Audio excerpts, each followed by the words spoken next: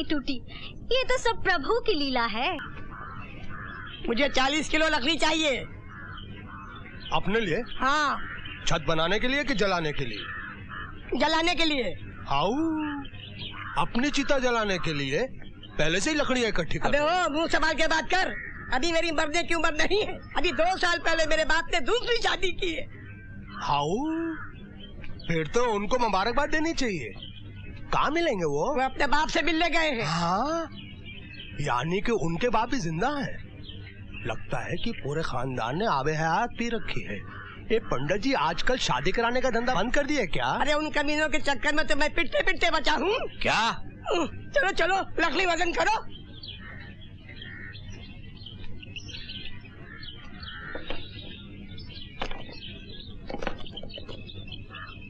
अरे तोलोगे कैसे? वजन कहाँ है? तुम्हारे बाप दादा की तरह चलता फिरता वजन है मेरे पास, दिखाऊं तेरे को?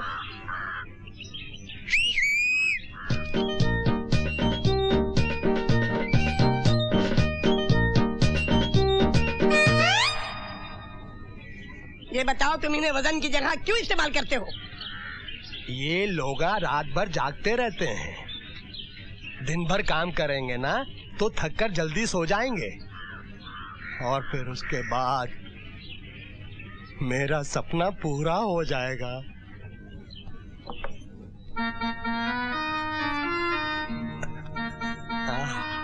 कहाँ वो पोटे? उनसे बहुत वजन उठाने को लगा है क्या?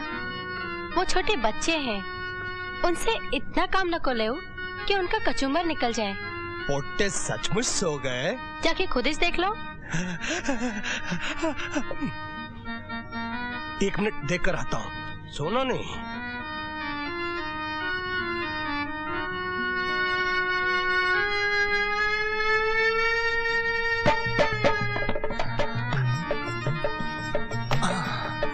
मेरी शब्बो, मेरी भागमती, मेरी लाड बाजार, मेरी चूड़ियों की दुकान। सच्ची? हाउ? तो ऐसा पहले काय को नहीं बोले? इससे पहले ये घर हैदराबाद का चिड़ियाघर दिखता था, लेकिन आज आगरे का ताजमहल लग रहा है। शब्बो, बन्ने, मेरा दिल कर रहा है कि तुमको। नहीं, हाथ नको लगाओ मुझको। कायकू? आज मैं मजबूर हूँ। आज नको। नको नको नको करो जी। हाउ हाउ हाउ करो जी। मुझ यतीम पर रहम खाओ, खुदा तुमको फल देगा। आओ आओ। समझ गए ना? और अभी भी नहीं समझे तो कहो, कान में बोलूं? नको नको, कान में नको नको। समझ गया। इसका मतलब आज भी हाउ हाउ। मेरा क्या नसीब रे, मैंने अभी तक सुहाग रात नहीं मनाई और उधर छोटे चौधरी को देखो, एक शादी के बाद दूसरी शादी का शगुन लेकर जाने वाला है। अभी वो हल्दी भी मजे से लगा रहा होगा साला। इतना डर क्यों गए? मैं तो सिर्फ हल्दी लगा रही थी, कोई कफन नहीं पहना रही थी। ये रही वो जेवरों की लिस्ट जो दीवान साहब ने दिए थे, और साथ में मांग टीका भी है जो इनकी बहन से जबरदस्ती छीन लिया गया था। अगर आप लोगों की बेईमानी की नियत नहीं है तो इन्हें जल्द से जल्द लौटा दें, वरना हम अदालत का दरवाजा खटखटाएंगे। चुप। उन्होंने दिया ही क्या है? जो भी दिया है हम सब लौटा देंगे। वैसे भी भिखारियों की हम कोई चीज नहीं रखते। भिखारी तो खाली हाथ भीख मांगते हैं, मगर आप लोग तो अपने ही बेटे को कटोरी की तरह आगे बढ़ाते हो और भीख मंगवाते हो। दे दे बाबा, बेटे के नाम पे। आप लोग तो उन भिखारियों से भी गए गुजरे हैं। लानत है आप सब पर। चलिए वकील साहब।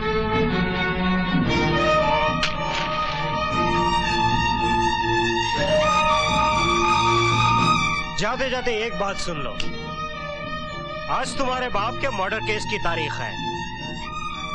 मैं कोर्ट भी जाऊंगा और वहां से बाइज्जत रिहा भी हो जाऊंगा।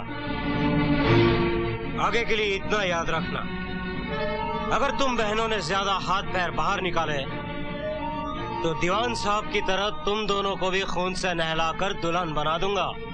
ये द्वार पे खड़े हैं और इन्हें हमने द्वार छिकाई नहीं दी, इसलिए इतना नाराज हो रहे हैं। लीजिए द्वार चेकर।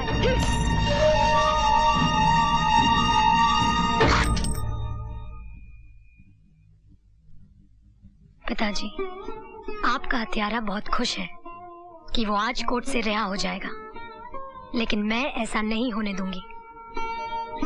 उसने सेल्फ डिफेंस के कानून का सहारा लिया है, मैं भी उसी कानून का सहारा लूंगी, ताकि सांप भी मर जाए और लाठी भी ना टूटे।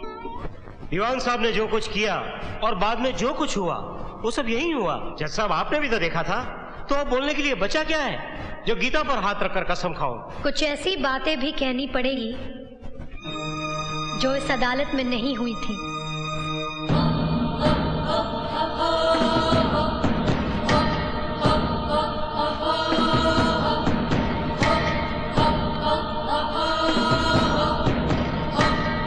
हम ठहरे गरीब लोग, हमारे पास न तो दहेज देने के लिए रुपए हैं और न ही वकील की फीस के लिए, इसलिए मैं खुद ही इस केस की पैरवी कर रही हूँ।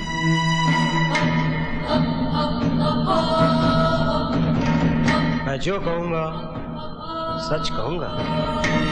मिस्टर अंकुश, आपको एक वादा करना पड़ेगा कि मैं आपसे जो कुछ भी पूछूंगी आप उसका जवाब बहुत ही शांति से दीजिएगा। शांति से ही जवाब दूंगा। भड़क मत जाइएगा। जी हरगिज नहीं। सुना है आपकी माँ वैश्या थी। मुंह संभाल के बात कर। आपकी माँ वैश्या थी या नहीं? खबरदार मेरी माँ के बारे में कुछ भी बोला तो साली कमीनी। योर ऑनर, मेरे इतना समझाने के बावजूद कि शांति से जवाब दीजिए, जब मैंने इनसे ये कहा कि इनकी माँ वैश्या थी, जो एक सच है, तो ये भड़क उठे। तो बताइए योर ऑनर, मेरे पिता दीवान साहब को उस वक्त गुस्सा क्यों नहीं आता जब उनको वैश्या का बाप कहा जा रहा था, वो भी इस भरी अदालत में, चीख चीख कर सबके सामने। मिस्टर अंकुश, आप रिवॉल्वर अपने पास हमेशा रखते हैं या नहीं? हाँ। योर ऑनर, रिवॉल्वर हमेशा अपने पास अक्सर वो लोग रखा करते हैं जिनके पास बहुत सारी दौलत होती है या शोहरत। दौलत तो आपके पास है नहीं, क्योंकि चरस पीने के लिए पैसे भी आपको ससुराल वालों से भीख में मांगने पड़ते हैं। अब रही शोहरत की बात, तो इतना मैं दावे के साथ कह सकती हूँ कि आधी रात के बाद गली के आवारा कुत्ते आप पर भौंकते जरूर होंगे। आपके पास न तो दौलत है न शोहरत, फिर अपने पास रिवॉल्वर रखने की वजह क्या है? वजह यह है कि आप एक घटिया किस्म के इंसान हैं। आप गुंडे हैं। तू मुझे घटिया इंसान और गुंडा कह रही है? मैंने तो फिर भी कुछ अच्छा कह दिया। आपके ससुराल वाले तो आपको कुछ और ही कहते हैं। क्या कहते हैं वो? आपकी सास आपको नामर्द कहती है। उनका कहना है कि जो मर्द अपनी कमाई से अपनी बीवी बच्चों को पाल न सके वो काहे का मर्द, वो तो नामर्द होता है। क्या आप साबित कर सकते हैं कि आप इस लिहाज से नामर्द नहीं हैं? You shut up! आप उनके झूठन पर पलते हैं, इसलिए आप उस वफादार कुत्ते की तरह हो गए हैं जो मालिकों के कुछ कहने से पहले ही भौंकना शुरू कर देता है। बताइए, दीवान साहब ने आपसे कुछ कहा था? नहीं। चौधरी खानदान ने आपसे कुछ करने के लिए कहा था? नहीं। तो फिर आपने गोली क्यों चलाई? योर ऑनर, जो अपनी जिंदगी अपनी खुशी से झूठन और उतरन के सहारे गुजारता हो, वो हर रात बिकने वाली उन बाजारू औरतों से भी ज्यादा गंदा और घिनौना होता है। बहुत बोली, अब आगे बोली ना तो। बस बस रहने दीजिए, मुझे मत डराइए। मुझे मालूम है कि दुनिया में ऐसी कोई दवा नहीं बनी है जो आप जैसे नामर्द को मर्द बना सके। हरामजादी, मैं तुझे। ये अदालत है, यहाँ किसी को धमकी देना अदालत की मर्यादा के खिलाफ। अदालत की मर्यादा की ऐसी की तैसी, तेरी तो।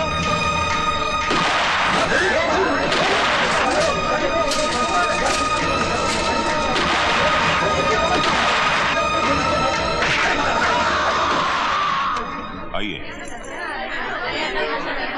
आइए।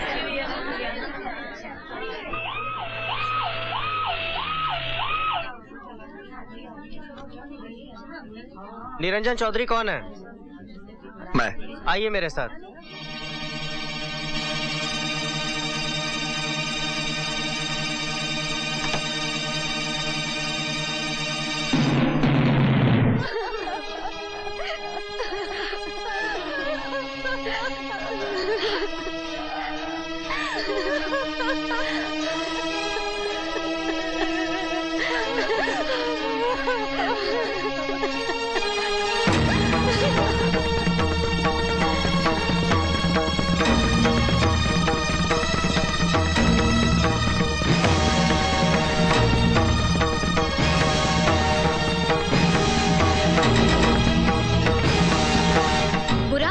पुरानी सासू जी।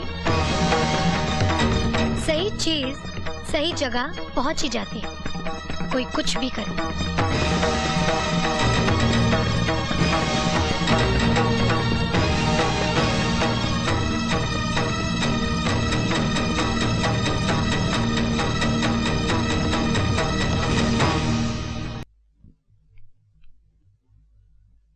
आप अंकुश चौधरी के श्राद्ध में नहीं आए? मैं खूनियों और बदमाशों के श्राद्ध में नहीं जाता। तब तो बहुत अच्छा किया आपने।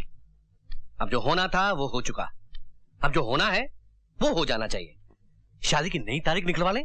ये शादी अब नहीं होगी। नहीं नहीं, ऐसा मत कहिए सेठ जी। हमने जो कह दिया वो कह दिया। नहीं सेठ जी, शादी की तैयारी में हमने लाखों रुपए खर्च किए हैं, ऊपर से जात बिरादरी में नाक कट जाएगी। ऐसा मत कीजिए, ये रिश्ता मत तोड़िए। मैं आपके हाथ जोड़ता हूं, पांव पड़ता हूं। हमारी इज्जत का कुछ तो ख्याल कीजिए।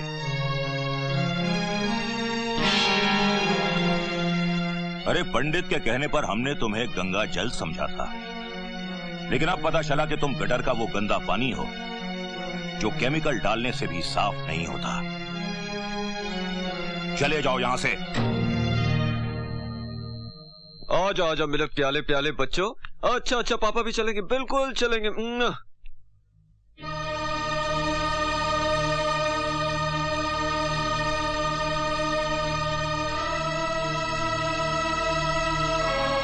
रहीम चाचा, रहीम चाचा जी, ये बच्चों को जरा आइसक्रीम खिलाने चाहिए, ये बहुत जिद कर रहे हैं। जाओ बेटे जाओ। चलो। सुनिए, हाँ।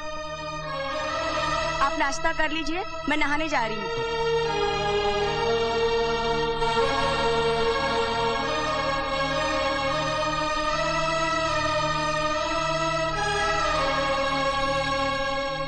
मुझे आपसे बहुत सारी बातें करनी है, जिसके लिए ये जगह मुनासिब नहीं। हम कहीं और मिलेंगे। देखो, पूरे 1 महीने के बाद मेरी बीवी और बच्चे घर लौटे हैं।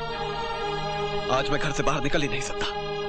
मिस्टर राज, हम दोनों ने यहाँ एक रात गुजारी है। जो शक मेरी ससुराल वालों को हुआ, वही शक आपकी पत्नी को भी होगा। अपनी पवित्रता का सबूत न तो मैं दे पाए थे और न आप दे पाएंगे। जिस तरह मेरी दुनिया बर्बाद हुई, उसी तरह आपकी दुनिया भी बर्बाद हो जाएगी। अगर आप इस बर्बादी से बचना चाहते हैं, तो ये रहा मेरा पता।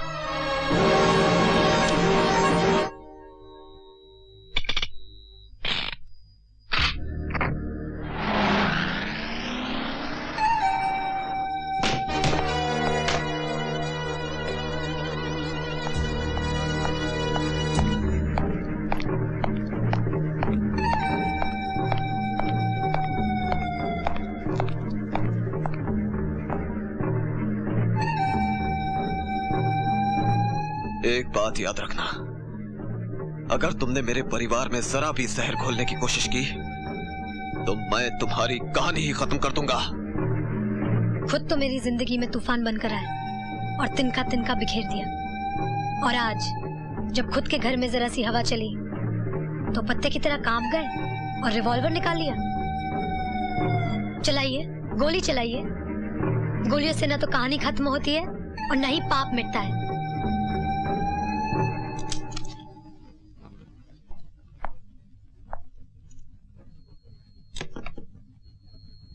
बहादुर हो, तुम्हें गोलियों से डर नहीं लगता? जिस औरत का न भाई हो, न बाप, न शौहर, न समाज, वो औरत औरत नहीं रहती, लाश बन जाती है। और लाश गोलियों से नहीं डरती। और इन सब के जिम्मेदार तुम हो। मैं तुम्हारी बर्बादी नहीं चाहता था। फिर मुझे बर्बाद क्यों किया? मेरी एक बहन थी, राधिका। वो निरंजन से प्यार कर बैठी और उससे शादी करना चाहती थी, लेकिन निरंजन ने उसे ठुकरा दिया और उसने आत्महत्या कर ली। बात यह है कि भैया पर बहुत सी लड़कियां मरती थीं। एक थी राधिका, उसने तो भैया के लिए अपनी जान ही दे दी। मैंने अपनी बहन की चिता पर कसम खाई थी कि मैं निरंजन को कभी शादीशुदा जिंदगी का सुख भोगने नहीं दूंगा। तुम्हारी वजह से उन्होंने मुझे बदचलन आवारा साबित करके घर से निकाल दिया। मैं एक बहू नहीं रही, मेरा बाप नहीं रहा, मेरा बच्चा नहीं रहा। मिस्टर राजेश्वर, तुम एक बेटी, एक बहू और एक माँ, तीनों के मुजरिम हो।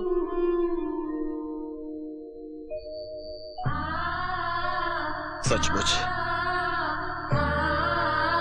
बदले की भावना में मैं अंधा हो गया था। मैं ये सोच भी नहीं पाया कि जो आग मैं लगा रहा हूं वो और किस किस को जलाएगी। मैं तुम्हारा गुनहगार हूं पूजा। तुम मुझे जो सजा देना चाहो दे सकती हो। अब मैं हर कीमत पर उनसे बदला लेना चाहती हूँ, और इस बार अगर कोई भी कीमत चुकानी पड़े तो वो कीमत